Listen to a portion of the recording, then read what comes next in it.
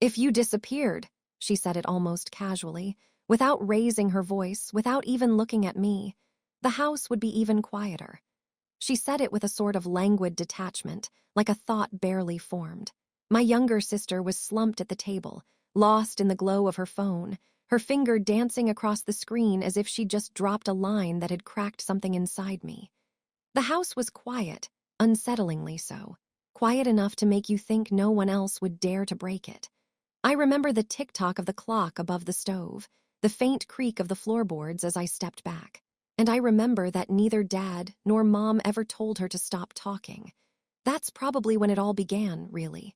Though at the time, I hadn't realized that sentence would become a starting point. Later, weeks down the line, I'd find myself thinking about it again and again, but in a completely different context. If you could rewind time, my life looked unremarkable. That's the truth of it. I grew up in Montana, in a house on the edge of a small town where the snow piled up in layers in winter and the dust settled deep into your skin in summer. Our house was tucked away from the road, surrounded by a field and a scattering of trees. Just a farm, as they say from the outside. For me, it was simply a place where I always felt like an outsider. I was the eldest daughter, the one who should understand, the one who stayed, helped, and never said a word. I cooked, I cleaned, I fixed things, I covered shifts, I listened. And I did it for so long that eventually, I stopped even noticing that nobody was listening to me anymore. My sister, Emma, was the polar opposite. Loud, sharp-tongued, confident, and adored. Her criticisms were always dismissed. My attempts to speak up, if I even managed to bring myself to do it, hung in the air like an unwelcome intrusion. Dad rarely looked me in the eye. Mom spoke to me as if I were furniture, useful, but not worth noticing. I'd grown accustomed to it, of course. I'd grown so accustomed that I didn't even realize when something foreign had begun to creep into the house. At first, it was small things, snippets of conversations that would abruptly cease when I walked in. The closed door of Dad's study, papers that had been on his desk, vanished without a trace. And this strange feeling, not just that I was invisible, but that I was unwanted. That evening, when Emma said that sentence, I knew something was wrong. I just hadn't yet grasped whether it was happening to me or because of me. And perhaps that was the scariest part of all, that unsettling lack of understanding. I didn't respond. Not because I didn't have the words, there were far too many of them. They were crammed somewhere under my ribs, pressing down, making it hard to breathe. But I knew, if I opened my mouth, nothing would change. In this house, my words always fell to the floor and stayed there, like dust. I stepped out onto the porch. The evening was cold, though the calendar stubbornly insisted it was still autumn. In Montana, calendars hold less weight than your own gut feeling. I settled onto the steps, wrapping my knees around me, and stared into the darkness of the fields. Somewhere far off, cows were mooing, and an old windmill creaked. Everything was in its place except me. I often wondered when I'd become so comfortable. Not in one single moment, of course. More like a slow, creeping thing. When I stopped arguing. When I learned to read my mother's mood by the way she walked. When I understood my father preferred silence to any conversation. When I took on the extra, and no one ever asked if I wanted to. I was 24. And sometimes it felt like I wasn't living my own life, but someone else's backup plan. The next morning, I woke before anyone else. It was just what I did. Milking the cows, checking the fences, scattering the feed. I was moving on autopilot, with my mind a blank slate. It was easier that way. But it was that morning I noticed something strange, something I kept turning over and over in my mind later on. Dad's truck wasn't there. He never left early. Never without a warning, even if it was just half an hour in town. And there it was, a vacant spot by the barn and tire tracks leading towards the road. At breakfast, no one explained his absence. Mom remained silent. Emma was unnaturally focused, like she was carefully selecting her words, but couldn't bring herself to speak. I found myself watching them too closely, as if you could read something important in the gestures, the pauses, the glances. "He'll be back by evening," Mom finally said, too quickly. Too evenly, I nodded. Of course, always by evening. But he didn't return, not by evening, not at night. And the next day, the whole town started talking about an accident on the old road, the same one that ran along our fields. Whispered conversations, snippets of information. Someone had seen headlights, someone had seen a car in the ditch. No one mentioned his name. Not yet. I found out before anyone else. By the way Mom dropped her coffee cup. By the way Emma paled, seeing the police car pull up to the gate. And by the way the officer, when he looked at me, held his gaze for just a fraction of a second longer than he should have. I didn't understand why then. But inside, for the first time in a long time, something cold and clear began to stir.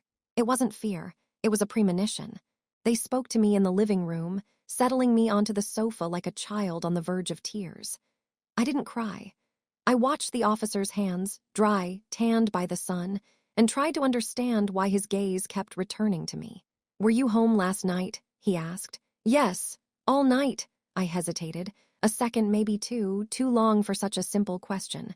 "I was on the porch, briefly." Mom's head snapped up. Emma looked at me as if I'd just uttered something forbidden. "At what time?" he pressed. "Around 9, maybe 10:30. He nodded, scribbling something in his notebook.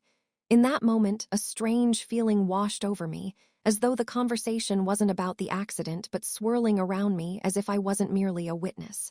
Dad was found in the car. He'd driven off the road, hitting an old concrete culvert. Death was ruled quick, accidental. That's what they said aloud. But in small towns, the word accidental rarely rings true. The funeral passed swiftly. Too many people, too many repeated phrases, like rote recitations. I stood at the periphery, accepting condolences that were offered to the family as a whole, but not specifically to me. Emma was embraced. Mom was given food. I was met with nods. 3 days after the funeral, I went into Dad's study. The door was unlocked, the first time in a long while. The air smelled of dust and machine oil. I wasn't looking for anything in particular, just looking. Letters, folders, old bills.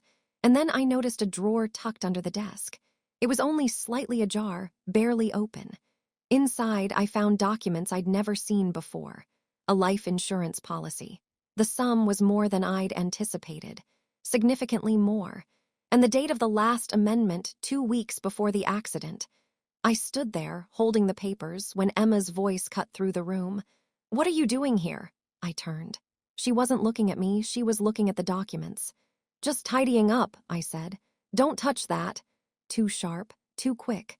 That evening, I finally understood the accident was a version, and not necessarily the truth. And I understood something even worse. If something had gone wrong in this house, it was convenient to make me the fall guy. They began to notice the small shifts. At first, almost imperceptibly, as if I'd invented it myself. Mom started asking where I'd been, even if I'd only been gone 10 minutes. Emma stopped throwing barbed comments. Instead, she looked at me intently, assessing, as if I might spill something. One evening, I overheard them talking in the kitchen. I crept upstairs almost silently. The old steps had long memorized my weight. "She's seen too much," Emma said. "She doesn't understand anything," Mom replied. "She's always been slow." Slow. A small, bitter amusement flickered across my face in the dark corridor. Perhaps that's what was saving me. I stopped asking questions. I ceased to pry, to follow my own curiosity. Instead, I listened. I remembered. I noticed how Mom tangled dates when she spoke to neighbors. How Emma nervously checked her phone when she thought no one was watching. How they both actively avoided the old road. And then the police came again. This time with a warrant. Formalities, they said. A check. Someone had seen me near the road that night.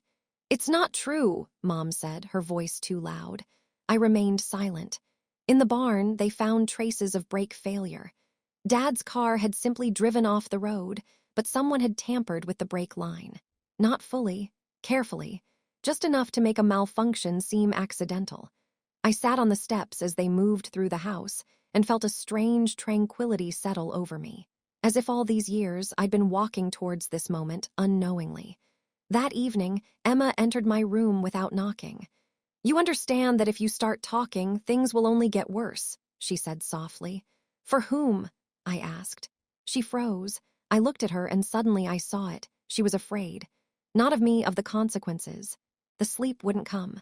I lay there, staring at the plaster, listening to the house breathe a slow creak, a tiny rustle, like an old man burdened with too many memories, but unwilling to speak. Used to be, those sounds soothed me. Now each one felt like a whisper, a hint of something unsettling. I woke up to the rumble of a truck in the yard. Not a police car, I'd learned to distinguish the engine's sound. A private truck, one I hadn't seen before. I peered through the window and spotted a gray pickup, parked awkwardly on the drive. My mother was talking to a man, maybe 40, with a face I recognized. He was standing too close, too casually confident. It was Mark Halloway, an old acquaintance of my father's. Sometimes he'd help with the tools, sometimes he'd just sit in the kitchen, nursing a coffee while I brought him cookies and hurried away, a shadow slipping back into the house. Now he was studying the house, as if assessing its worth. "He'll stay," my mother said, her voice tight. "Temporarily." Temporarily, a word that had always meant until you get used to it in our house. Halloway took the guest room. He was polite, almost excessively so. He watched, his gaze lingering, asking questions that seemed random but weren't. Where I was the night of the accident, if I'd seen my father before he left, whether Emma was asleep. I answered briefly, deliberately, without a flicker of emotion. And all the while, I watched them. The way my mother nervously tugged at her sleeve when Halloway was near. The way Emma avoided looking directly at him. The way they fell silent the moment I walked in. A few days later, I found a letter in the mailbox. Anonymous. No return address. You aren't as blind as they think. And you know it wasn't random. My hands didn't tremble as I folded the paper and slipped it into my pocket. Someone else had seen. Someone else knew. That evening, I walked back out to the porch. Sat on the same step where I'd been before, the cold air sharp and clear. A thought insistent and unshakable. If I disappear, the house will finally be quiet. But if I stay, the quiet will vanish completely. And for the first time in my life, that thought didn't frighten me. It gave me a strength I didn't know I possessed. The next day, I drove into town, told my mother I needed to buy feed and medicine for the cows. She nodded too quickly. It was easier for her when I wasn't around. I ducked into the small cafe at the gas station, where the air always hung thick with the smell of burnt coffee and fried onions. It was a place where everyone knew everyone else's business. I settled in a far corner, ordered tea, and began to listen. "They say the car just vanished," someone at the counter murmured. "They say he wanted everything to change," another replied. "To sell the land." That sent a shiver down my spine. Sell the land? My father had never spoken of it. He clung to the farm as if it were an extension of himself. When I emerged, a woman from the post office approached me. We'd exchanged glances dozens of times, but never spoken. "Be careful," she said quietly, almost as an afterthought. "Some things are better left unknown too soon." I looked at her, but she'd already turned away. Back in my father's office, I knew where to look this time. In the bottom drawer, beneath a stack of old receipts, I found a flash drive. Small, worn, I slipped it into my pocket just before hearing footsteps in the hallway. That night, as the house settled into its silence, I powered on the old laptop. There were few files, recordings of conversations, dates, and a name that repeated itself with unnerving frequency, Mark. My father knew about the debts, about the attempt to frame him for the land, about the deliberate stalling, the first time he'd noticed and chosen to remain silent. The last entry was brief. "If anything happens to me, don't believe the accident story. They're closer than you think." I shut the laptop and sat in the darkness for a long time. Everything finally fell into place. Emma's words, Mark's arrival, my mother's averted gaze. I wasn't convenient anymore. I was dangerous. And they sensed it, because the next morning the police came again. But this time their questions weren't directed at me. They were asking them. I stood back, watching as their fragile composure began to crack, and understood. This was just the beginning. Mark held himself with a disconcerting confidence. At least he was trying. He smiled at the officers, his voice calm, even joking. But I saw the twitch at the corner of his mouth when they mentioned the flash drive. He didn't know it was in my pocket. And that knowledge warmed me more powerfully than any blanket. My mother sat at the table, her hands folded in prayer. She wasn't looking at the officers, she was looking at me. Her gaze held no plea, only a warning. Emma retreated into her room, as she always did when things escalated. A lifetime habit. "We're just checking a few discrepancies," one of the officers stated. "This concerns your husband's financial affairs and his last known route. He often traveled at night," my mother said quickly. "You know how farmers are." The officer nodded, but didn't respond. He wasn't listening to her, he was watching Mark. After they left, the house seemed to exhale, but it wasn't an exhalation of relief, more like a death rattle. "You know something," my mother said when we were alone. It wasn't a question. "I know enough," I replied. She moved closer.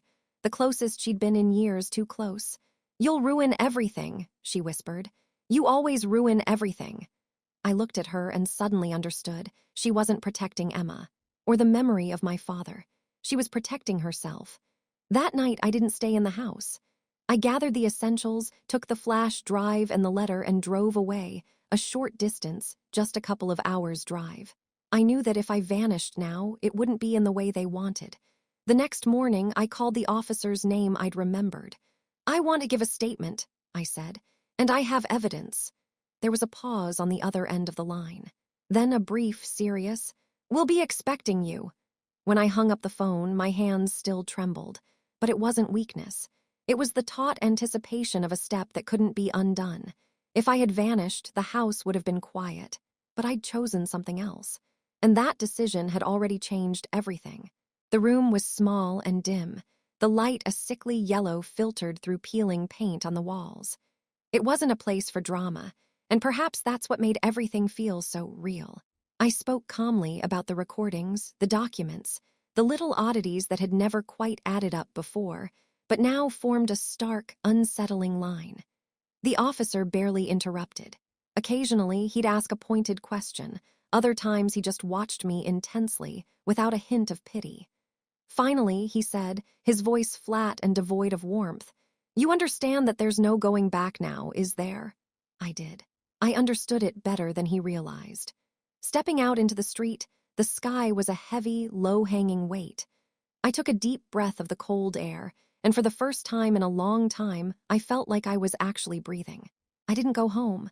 I found refuge with a family in a neighboring town, people who didn't pry, who didn't expect me to vanish between the words. It was strange, living in a house where you were watched directly, without the expectation of simply disappearing. A few days later, the phone rang. Emma went down first. She crumbled under the pressure, her story becoming tangled. She said too much. Mark tried to leave unsuccessfully. Her mother held on the longest, almost with a dignity that almost fooled you. I felt nothing but a weariness, a strange, level-headed calm. No joy, no desire for revenge, just exhaustion. Sometimes at night, I still dreamt of that house. The porch, the field, the relentless ticking of the clock. But in the dream now, I walked away on my own, not because someone was pushing me, but because I simply no longer belonged there. I stayed in Montana for a short while. I sold my land, took what was truly mine, and left the rest behind. Let the past bury itself. Before I left, I remembered that phrase again. If you disappeared, the house would be even quieter. Maybe it was true. But I realized, finally, that the kind of quiet bought with someone else's disappearance is always temporary. And I wasn't the one who could disappear anymore.